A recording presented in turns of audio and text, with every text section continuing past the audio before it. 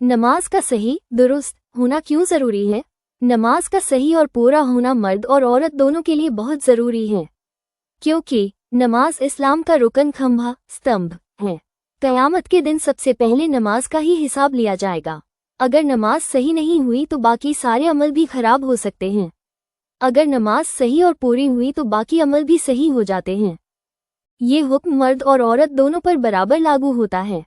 दोनों पर नमाज फ़र्ज है। सबसे मशहूर और सही हदीस ये है, अबू हुरैरा रज़ियल्लाहु अन्हु से रिवायत है कि रसूलुल्लाह ने फरमाया, क़यामत के दिन बंदे से उसके अमल में से सबसे पहले नमाज का हिसाब लिया जाएगा।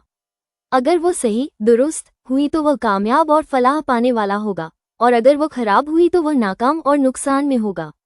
अगर उसकी फ़र्ज नमाज में कोई कमी रह गई हो तो अल्लाह ताला फरमाएंगे, देखो मेरे बंदे के पास कोई सुन्नत नमाज है, तो उससे फ़र्ज की कमी पूरी कर दी जाएगी।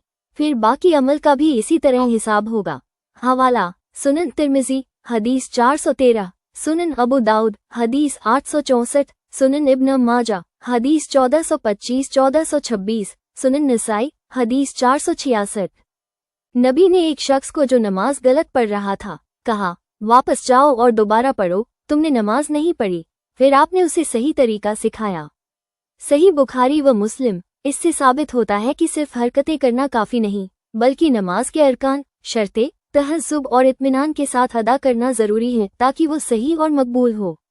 इंशाअल्लाह अगली वीडियो में हम औरतों की फ़र्ज़ ईशा नमाज को मतलब के साथ समझेंगे। तो हमें हर नमाज को सही तरीके से सीखकर अदा करना है। मर्द हो या औरत, दोनों नमाज को सही तरीके से अदा करें, ये उन पर फ़र्ज़ है।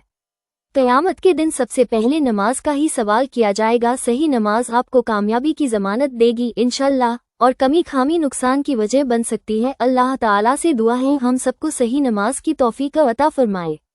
आमीन।